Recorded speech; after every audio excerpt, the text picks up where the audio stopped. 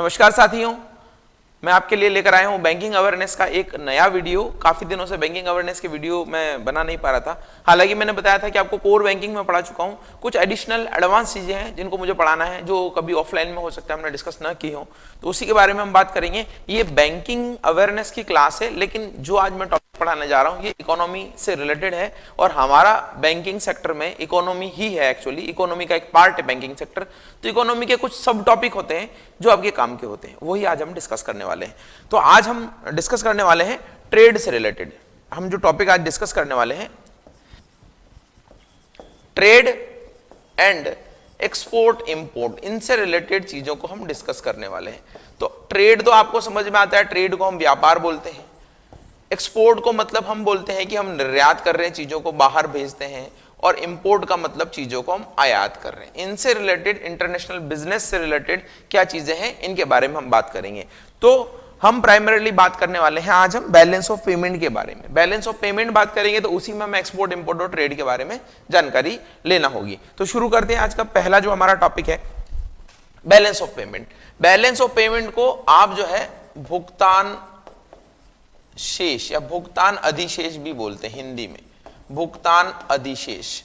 अब आप देखिए ये क्या है, एक्चुअल में बैलेंस ऑफ पेमेंट क्या होता है, इस बैलेंस ऑफ पेमेंट की क्या कहानी है, उसके लिए मैं आपको पूरा समझाऊंगा। वीडियो को लास्ट तक देखिएगा ताकि आपको समझ में आए चीजों को लेकर।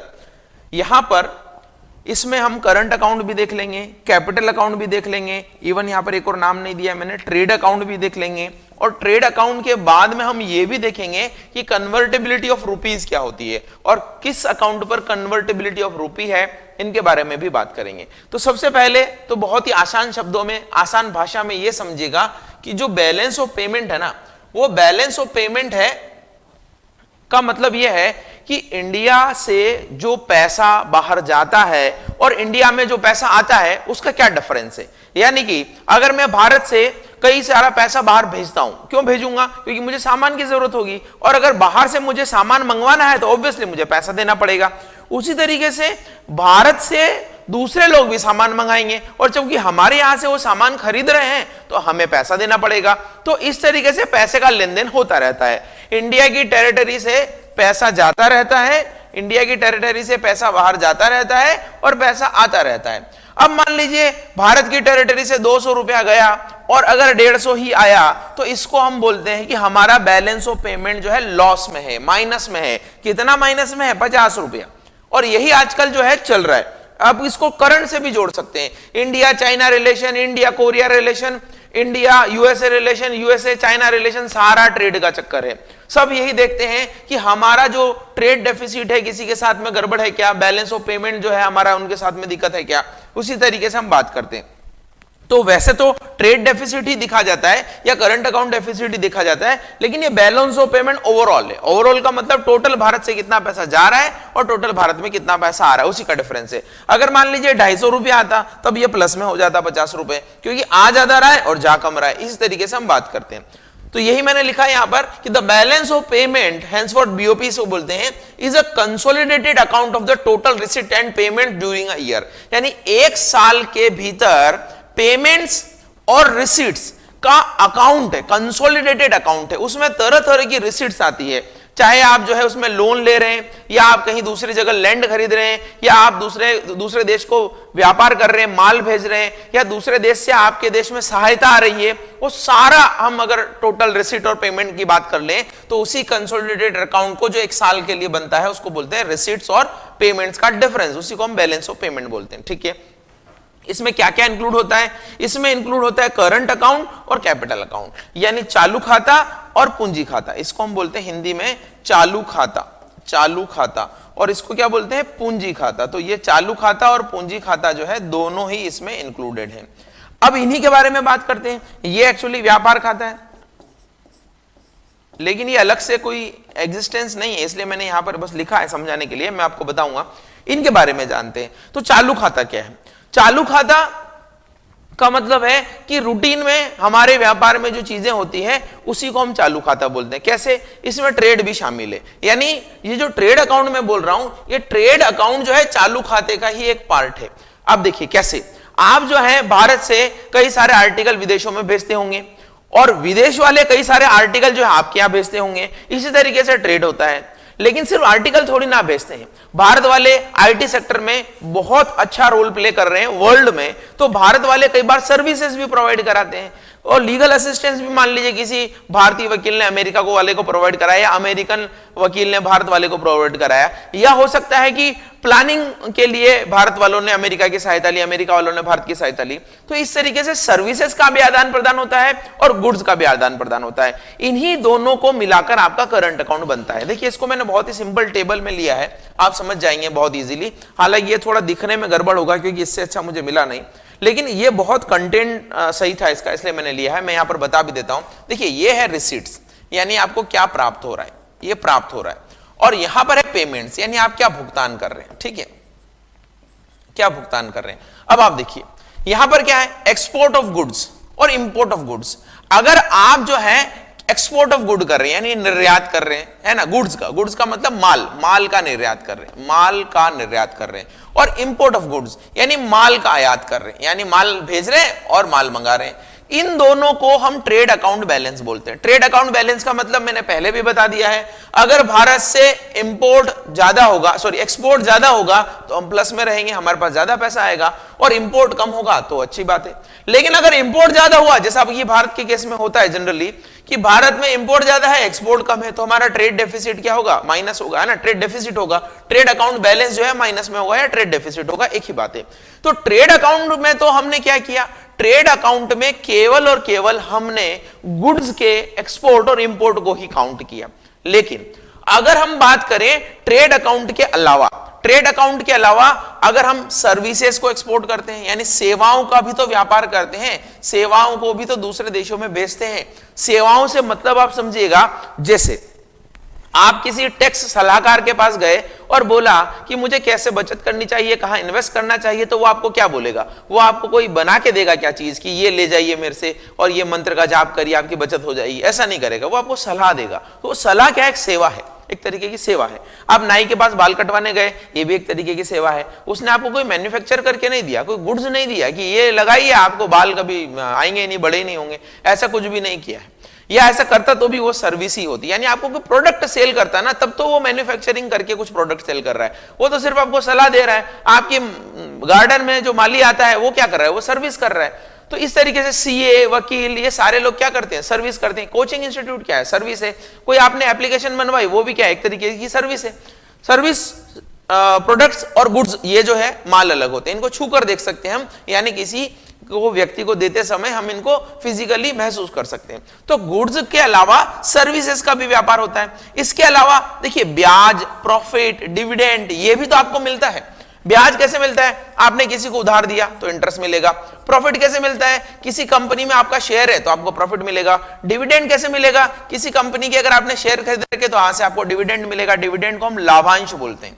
तो ये सारी चीजें आपको मिलती हैं, और यही सारी चीजें देश से बाहर भी जाती है इसी रूप में कि अगर आपको किसी ने पैसा उधार दिया था तो उसको ब्याज देना पड़ेगा, आपकी कंपनी में किसी के शेयर है तो उसको डिविडेंड देना पड़ेगा। तो सेवाएं आएंगी, सेवाएं जाएंगी, ये इंटरेस्ट पेमेंट, प्रॉफिट आएगा, प्रॉफिट पेमेंट जाएगा, इस तरीके से होगा। और यूनिलैटरल पेमेंट्स, यूनिलैटरल पेमेंट्स का मतलब है कि एक पक्षीय भुगतान। यूनिलैटरल पेमेंट्स का मतलब एक पक्षीय भुगतान कैसे, जैसे आपने नेपाल को सहायता दी कि भाई ये 500 करोड़ रखो और मौज करो, चाइना से मत मिलो आप बस। तो 500 करोड़ जो आपने नेपाल को दिए ना, वो वापस थोड़ी ना आने वाले। तो नेपाल ने इसके बदले में कुछ किया भी नहीं, आपका कोई माल खरीदा, कोई माल बेचा, कुछ भी नहीं, आपने बस नेपाल को सहायता दे दी। तो एक पक्षीय भुगतान इन्हीं को बोला जाता है जो एक पक्ष को लाभान्वित करते हैं, दूसरे पक्ष को लाभान्वित नहीं करते हैं। तो अगर मैं इस ट्रेड अकाउंट में, इस ट्रेड के इंपोर्ट एक्सपोर्ट के गुड्स में सेवाएं जोड़ दूं, इंटरेस्ट जोड़ दूं, प्रॉफिट जोड़ दूं और ये यूनिलैटरल पेमेंट्स जोड़ दूं, तो वो मिलाकर क्या हो जाएगा, करंट अकाउंट बैलेंस हो जाएगा। क्या हो जाएगा, करंट अकाउंट का बैलेंस, करंट अकाउंट बैलेंस। अब ये करंट अकाउंट बैलेंस जो है माइनस में भी हो सकता है, प्लस में भी हो सकता है। यहां पर भी लिखा है 1 + 4, 1 से 4, तो एक तो ये हो गया गुड्स का एक्सपोर्ट इंपोर्ट, और 2, 3, 4 मैंने बताया services, interest, profit, dividend, unilateral payments, ये सारे जो है 4 हो गए। तो इन सबको मिला दे तो करंट अकाउंट आ जाता है। केवल गुड्स की बात करें तो ट्रेड अकाउंट आ जाएगा। इस तरीके से करंट अकाउंट बनता है, यानी कि हमारा goods, services, profit, interest, unilateral payments कितना आया, आया, क्योंकि हम एक्सपोर्ट करेंगे तो आएगा।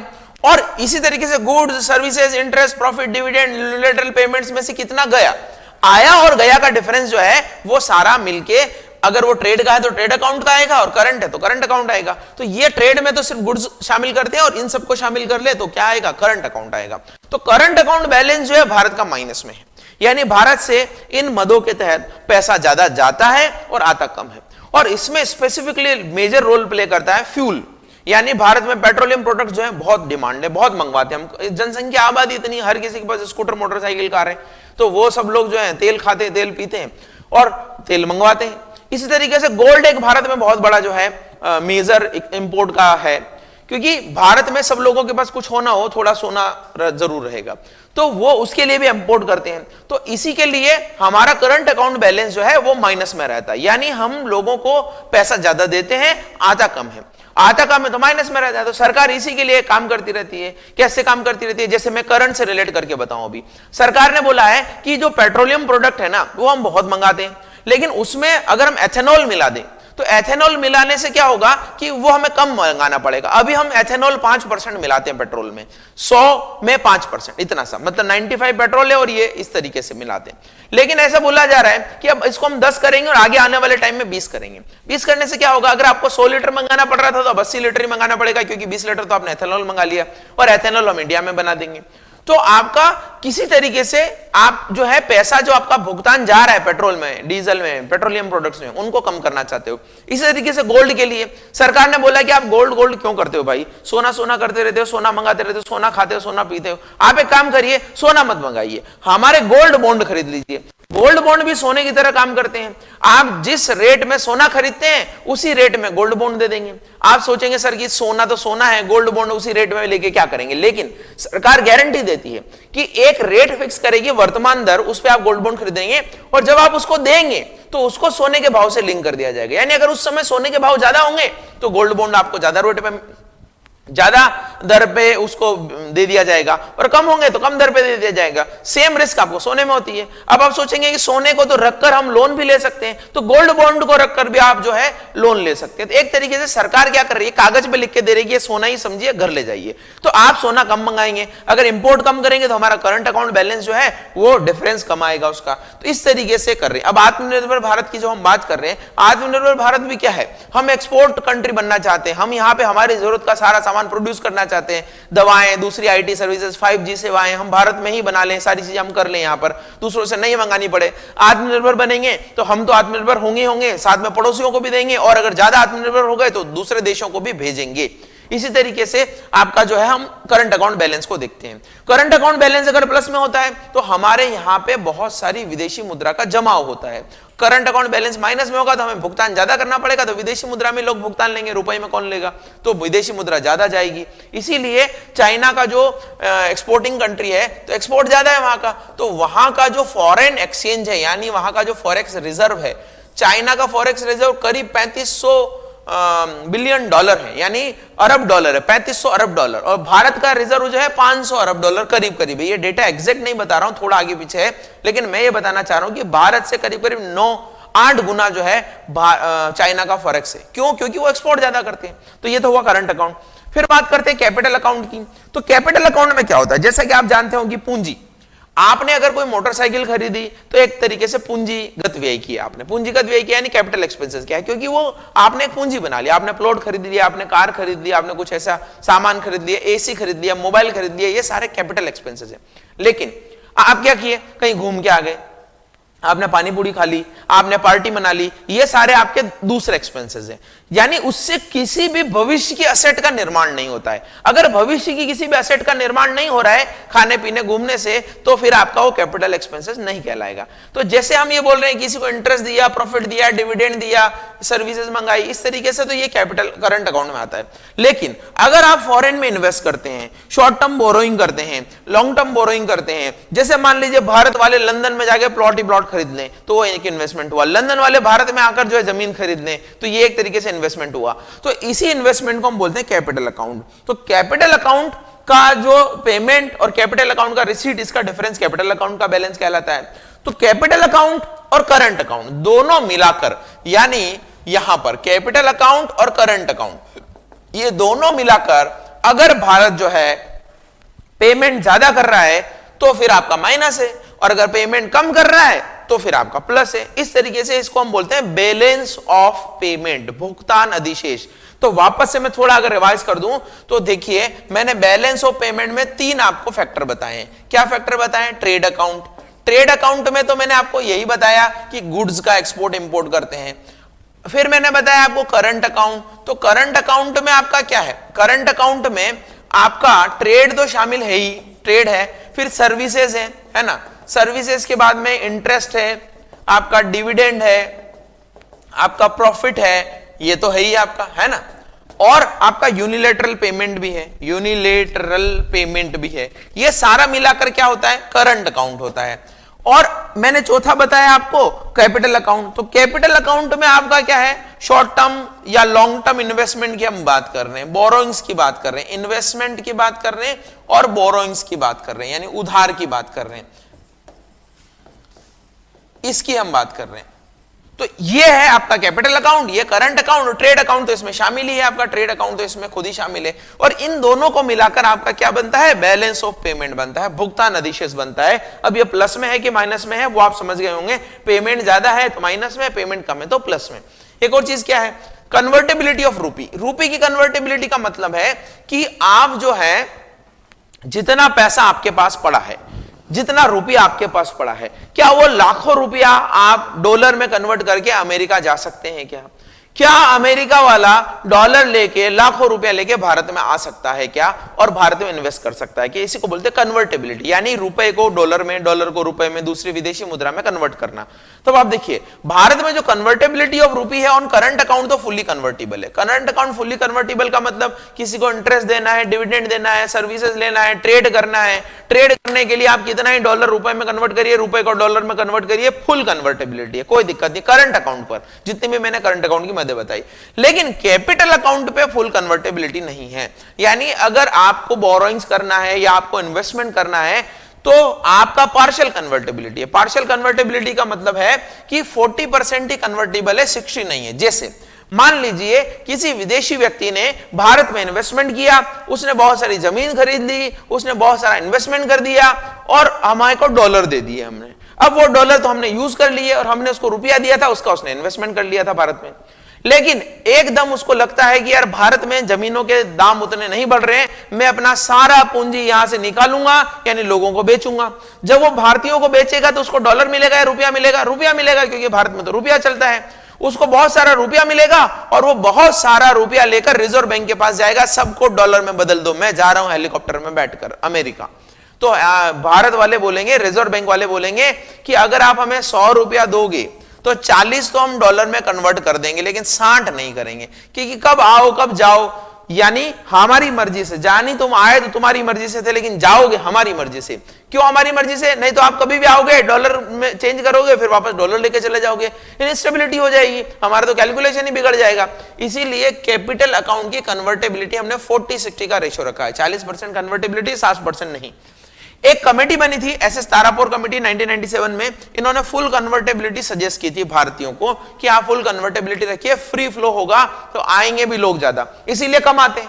एक पक्ष तो यह है कि कभी भी आए कभी भी जाए तो इनस्टेबिलिटी बढ़ती है, लेकिन दूसरा पक्ष भी तो है कि अगर लोग इस नियम को देखकर आएंगे ही नहीं तो आप रोकोगे क्या?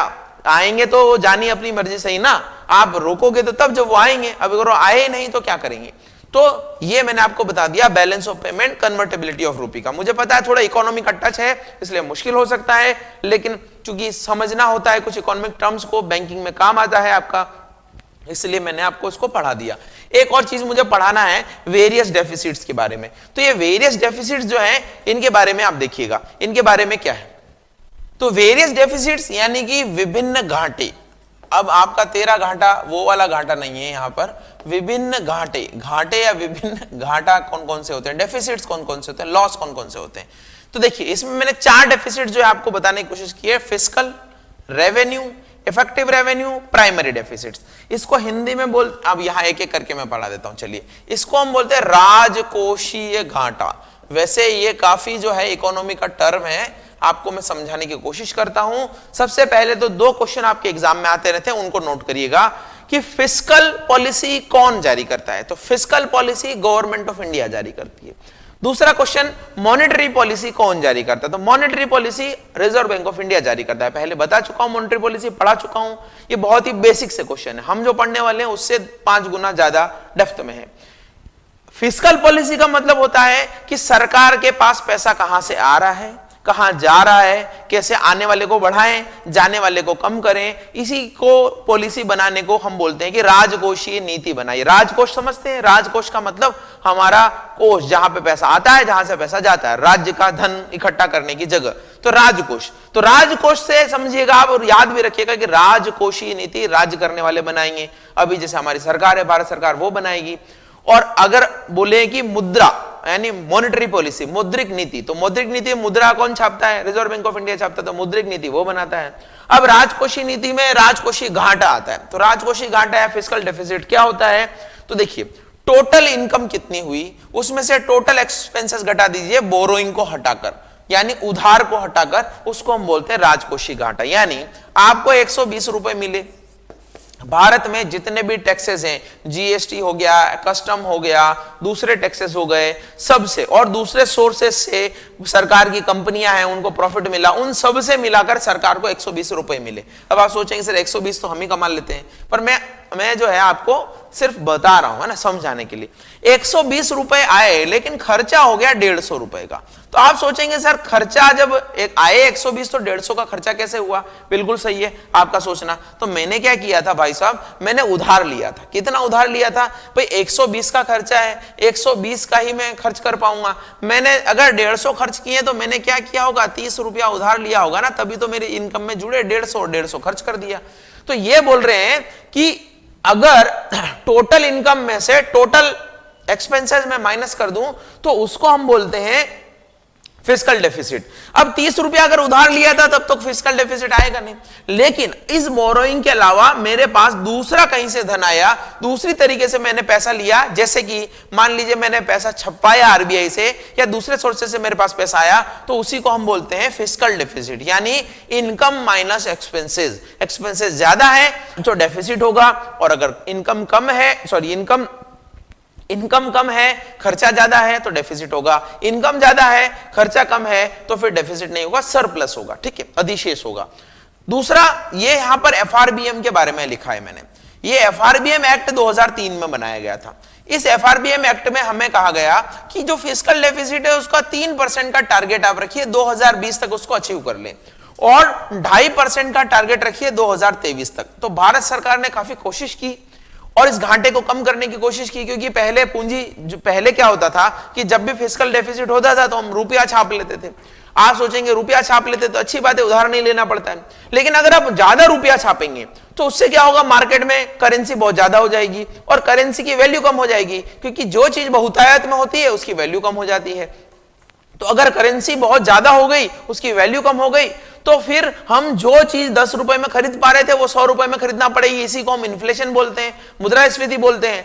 तो अगर आपकी चाय 10 रुपए में आती है, समोसा 20 रुपए में आता है, तो आपको 2-2 हजार रुपए देने पड़ेंगे, क्योंकि वैल्यू नहीं रहेगी करेंसी की, तो इतना छाप नहीं सकते। हमने सोचा कि फिस्कल डेफिसिट कम करते हैं, तो एक FRBM fiscal responsibility budgetary management करके एक्ट था, इसको 2003 में लाया गया। टारगेट रखा 3% का 2020 तक और 2.5% का 2023 तक। लेकिन अभी जो है 3.3% है, ये कम नहीं कर पाए हम, और अब तो कोरोना के कारण और ज्यादा, क्योंकि इस बार खर्चे बहुत हुए, इनकम कम हुई है, दोनों में फर्क पड़ा है। तो ये बजट का डेफिसिट बोल रहे हैं कि 4, 5, 6 तक भी जा सकता है, कह नहीं सकते। तो इस बार जब आएगा रेवेन्यू का कितना इनकम हुआ है, कितना एक्सपेंसेस हुआ है, तब देखेंगे अगले साल जो आएगा आपका। एफआरबीएम एक्ट जो है ये 2003 में है, अभी कितना है, 3.3% का घाटा है। अब हम बात करते हैं 2016 में इसको रिव्यू करने के लिए कमेटी बनाई गई थी, जिसका नाम था एनके सिंह। क्या नाम था, एनके सिंह। और इन्हीं रिव्यू कमेटी ने ये टारगेट जो है 3% का बढ़ाकर बाद में 2023 को 2.5% कर दिया था। ये बोला था कि अब जो है 3% भी घाटा ज्यादा है, 2023 में 2.5% तक आप इसको ले आइए, ठीक है। दूसरा क्या है, रेवेन्यू डेफिसिट। रेवेन्यू डेफिसिट को हम बोलते हैं राजस्व घाटा। क्या बोलते हैं, राजस्व घाटा। राजस्व घाटा क्या है? राजस्व घाटे का मतलब रेवेन्यू कितना आ रहा है, रेवेन्यू एक्सपेंसेस कितना हो रहा है। रेवेन्यू कितना आ रहा है, रेवेन्यू एक्सपेंसेस का मतलब यह है कि आपको राजस्व कितना आ रहा है। राजस्व का मतलब कर, केवल कर, डिविडेंड वगैरह दूसरी चीजों को हम छोड़ दें, दूसरी इनकम को हम छोड़ दें, किसी को उधार दिया है उससे इंटरेस्ट कितना है, इस सब को छोड़ दें, सिर्फ हम बोलें कि हमें कर कितने प्राप्त हो रहे हैं। और करों को प्राप्त करने के बाद में हमने कितने रेवेन्यू एक्सपेंसेस किए। रेवेन्यू एक्सपेंसेस का मतलब है कि हमने कैपिटल, पूंजी वगैरह इन सब में नहीं लगाया पैसा, कितने हमने रूटीन में सैलरीज वगैरह दी, दूसरे लोगों को हमने खर्चा किया, उनके ऊपर असेट नहीं बनाई। असेट नहीं बनाने के अलावा जितने भी हमने एक्सपेंसेस किए वो है रेवेन्यू एक्सपेंसेस। तो रेवेन्यू इनकम में से रेवेन्यू एक्सपेंसेस अगर माइनस कर दें तो फिर आपका आता है डेफिसिट। एक्चुअली ये इनकम जो है वो कम होगी और एक्सपेंसेस ज्यादा होगा, तभी आपका डेफिसिट आएगा। और अभी ये डेफिसिट है 2.2%। मैं आपके लिए इसके लिए पिक्चर भी लेके आया हूं, ये हमारा बजट है अभी का। अब देखिए यहां पर लिखा है कि राजस्व प्राप्तियां, राजस्व प्राप्तियां यानी इनकम कितनी हुई, और यहां पर क्या है, राजस्व खाते पर व्यय। तो देखिए आपका राजस्व घाटा क्या है, यहां पर लिखा है राजस्व घाटा, यानी 10 में से 1 माइनस करिए, 10 में से 1 माइनस करिए, यानी कि राजस्व खाते पर व्यय कितना हुआ, राजस्व की प्राप्तियां कितनी हुई। तो 10 में से अगर 1 माइनस करेंगे तो आपका क्या निकल जाएगा, राजस्व घाटा निकल जाएगा। उसी तरीके से देखिए फिस्कल डेफिसिट क्या है, राजकोषीय घाटा। राजकोषीय घाटा देखिए ये आप पढ़ लीजिएगा, समझ लीजिएगा इसको। राजकोषीय घाटे का मतलब है कि आपको 9 में से 1, 5, 6 माइनस करना है। 9 क्या है, 9 क्या है, 9 है आपका कुल व्यय। टोटल एक्सपेंसेस कितना हुआ, टोटल एक्सपेंसेस का मतलब आपका पूंजी खाते पर व्यय कितना हुआ, असेट्स कितनी बनाई, इंटरेस्ट का पेमेंट कितना किया, राजस्व खाते पर व्यय कितना हुआ। देखिए इसमें बोरोइंग्स शामिल नहीं है, मैंने आपको बताया था कि बोरोइंग्स उधार शामिल नहीं है। तो ये टोटल व्यय हुआ। टोटल व्यय में से 1, 5 और 9 उसने बोला है कि 1, 5 और 6, सॉरी 1, 5 और 6 ये आप माइनस कर दीजिए। उधार और देयताएं माइनस नहीं करना, ये बोरोइंग्स जो है माइनस नहीं करना है। यानी कि राजस्व प्राप्तियां कितनी हुई, ऋणों की वसूली, पूंजीगत प्राप्तियां कितनी हुई, दूसरी प्राप्तियां कितनी हुई, ये सारी प्राप्तियां यानी टोटल इनकम में से ये माइनस कर देंगे तो क्या आ जाएगा, आपका राजकोषीय घाटा आ जाएगा। तो ये आपका रेवेन्यू एक्सपेंसेस, ये आपका फिस्कल एक्सपेंसेस। इस शीट को पढ़ेंगे, समझेंगे, वेबसाइट पे अवेलेबल गवर्नमेंट की, इस साल का बजट है तो आप इसको पढ़ेंगे, समझ में आ जाएगा। अब 2 घाटे और है, एक आपका इफेक्टिव और एक आपका प्राइमरी डेफिसिट। तो इफेक्टिव जो रेवेन्यू डेफिसिट है वो क्या है, ये कहता है कि रेवेन्यू डेफिसिट जो आपका हुआ है, यानी जो आपका राजस्व घाटा हुआ है, उस राजस्व घाटे में आपने कोई भी कैपिटल असेट बनाई, उस कैपिटल असेट बनाने के लिए जितना आपने सब्सिडी दी वो और माइनस कर दीजिए। क्योंकि अगर आप कैपिटल असेट बनाने के लिए सब्सिडी देते हैं तो वो एक्चुअल में आपके घाटे को कम करेगा। वो तो आपने कैपिटल बनाने के लिए सब्सिडी दी है, इसलिए उसको आप मत गिनिए। यानी सब्सिडी हम किसानों को भी देते हैं, लेकिन सब्सिडी हम नहर बनाने के लिए, पुल बनाने के लिए भी देते हैं। तो जो नहर, पुल, धर्मशाला, स्कूल, कॉलेज बनाने के लिए जो आपने सब्सिडी दी है प्राइवेट सेक्टर को, वो सब्सिडी तो एक्चुअल में कैपिटल एक्सपेंसेस पे खर्च हुई है। तो जो पूंजीगत खाते पर आपने खर्च किया है वो सब्सिडी इसमें से माइनस कर दीजिए, grant for creation of capital expenses. तो हमारा रेवेन्यू डेफिसिट जो 2.2 था वो 2.2 से घटकर कितना हो गया, 1.2% हो गया। तो ये इफेक्टिव रेवेन्यू डेफिसिट है। यानी अगर सब्सिडी को आपने पहले यहां पर काउंट किया था तो सब्सिडी को काउंट करने में आपने गलत कैलकुलेशन की है। जो सब्सिडी आपने रेवेन्यू एक्सपेंसेस के लिए समझ रहे हैं वो उसमें से कई सारी सब्सिडी कैपिटल एक्सपेंसेस के लिए भी तो है, इसलिए आपने माइनस कर दिया। और प्राइमरी डेफिसिट, प्राइमरी डेफिसिट को हम बोलते हैं प्राथमिक घाटा। प्राथमिक घाटा, अब प्राथमिक घाटा क्या है, फिस्कल डेफिसिट जो आपका हुआ था यानी कि राजकोषीय घाटा हुआ था, उसमें से आपने ब्याज का भुगतान कितना किया, वो ब्याज का भुगतान आप कर लीजिए, क्योंकि वो एक तरीके से वैसा खर्चा नहीं है। आपने ब्याज का भुगतान किया तो देनदारियां कम हुई ना आपकी। तो अगर आप देनदारियां यानी ब्याज का भुगतान माइनस कर देंगे फिस्कल डेफिसिट में से तो आपका 0.3% आपका ये आ जाएगा प्राइमरी डेफिसिट। 3.3 में से 0.3%, यानी सोचिए 3% आप ब्याज का भुगतान कर रहे हैं, इतना आपका कम हो जाएगा। तो फिस्कल डेफिसिट ये आपका हो। ये यहां पर सारा कुछ लिखा है। मैंने एक बहुत ही क्रिटिकल टॉपिक बताने की कोशिश की है कि यहां पर प्रभावी राजस्व घाटा क्या है, यहां पर प्राथमिक घाटा क्या है। देखिए प्राइमरी डेफिसिट यहां पर लिखा है कि 16 में से 11 माइनस कर दीजिए। 16 का मतलब क्या है, राजकोषीय घाटा। 11 का मतलब क्या है, ब्याज का भुगतान। तो राजकोषीय घाटे में से 11 माइनस करेंगे तो आपका ये आ जाएगा। प्रभावी राजस्व घाटा क्या है, effective revenue deficit 14 minus 12। 14 minus 12 का मतलब क्या है, 14 आपका रेवेन्यू डेफिसिट था, उसमें से 12 यानी कि पूंजीगत grants in aid for creation of capital asset, capital asset को लेने के लिए आप ग्रांट देते हैं, सब्सिडी देते हैं, तो उसके लिए आपका माइनस करना पड़ेगा। तो 4 तरह के डेफिसिट्स आते हैं। हालांकि सीधा सीधा क्वेश्चन नहीं आता है, लेकिन बजट यही तो है। आप सोचते हैं कि बजट पढ़ा दिए सर, बजट समझ में नहीं आता है, अब आप हमेशा बजट समझिए, कोई दिक्कत नहीं, खुद से ही समझ लीजिए। यही सारा बजट का सार है। हमारा कितना बजट आया 2021-20-21 का बजट, ये मैंने बता दिया आपको। तो 4 तरह के घाटे बताए, समझिएगा।